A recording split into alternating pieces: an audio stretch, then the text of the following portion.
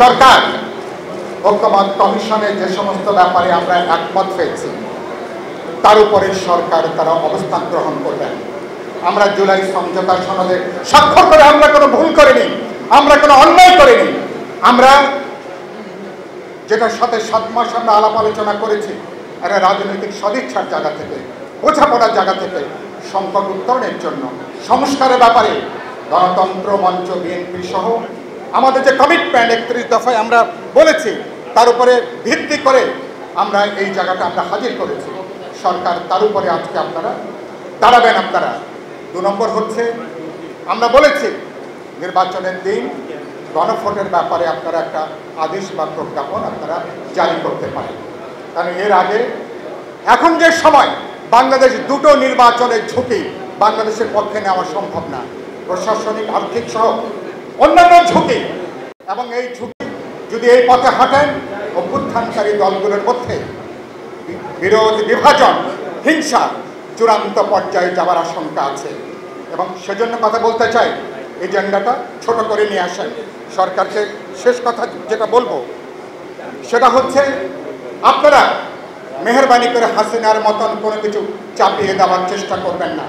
ঐক্যমত কমিশনকে বলতে চাই আপনারা আপনাদের দায়িত্ব আজকে 31শে অক্টোবর আপনাদের মেয়াদ আজকে শেষ হয়েছে। Japan Bangladesh joint venture company JBS holdings limited. কিন্তু বাস্তবে আপনাদের প্রস্তাবনার মধ্যে আপনারা বহু ধরনের উস্কানি আপনারা তৈরি করেছেন, বহু ধরনের অস্থিতিশীলতার উপাদান এখানে আপনারা যুক্ত করেছেন। আমি আশা করব সরকার কোনো উস্কানির পথে হাঁটবে না, সরকার কোনো বিরোধ বৈরিতার পথে হাঁটবে না, সরকার সমঝোতা ঐক্যমতের জায়গাটার পথে হাঁটবে।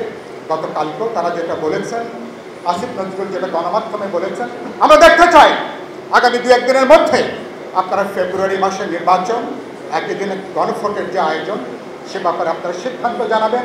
দ্বিতীয়ত আমরা বলেছি আপনারা পার্লামেন্টে একই সাথে এক্সট্রাঅর্ডিনারি কিছু ক্ষমতা থাকবে, সেটা ব্যাপারে আমরা একমত হয়েছি। কিন্তু 270 দিন পরে সনদগুলো যদি কার্যকারী পার্লামেন্ট করতে না পারে অটোমেটিক একটা সংবিধানে যুক্ত হবে, এটা তো আরেক ধরনের ফ্যাসিবাদী তৎপরতা। আইয়ুব খান একবার এলএফও জারি করে এ ধরনের নির্দেশনা দিয়েছিল। আমরা নিশ্চয়ই আইয়ুব খানের যুগে, ইয়াহিয়া খানের যুগে কেউ নিশ্চয়ই আমরা ফিরতে চাই না। যেটা বলে শেষ করব, এই জায়গা থেকে আপনারা বাংলাদেশের সরকারের উপর এখন আমরা আস্থা রাখতে চাই। ফেব্রুয়ারি নির্বাচন কোনো কারণে যদি বিপদগ্রস্ত হয়, যদি ঝুঁকির মধ্যে পড়ে এই সরকার, তারাও কিন্তু বড় ধরনের ঝুঁকির মধ্যে পড়বে।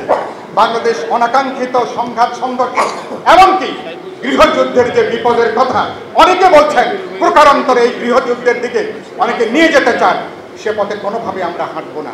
আমি আশা করি আমরা প্রজ্ঞা, দূরদর্শিতার পরিচয় দেব।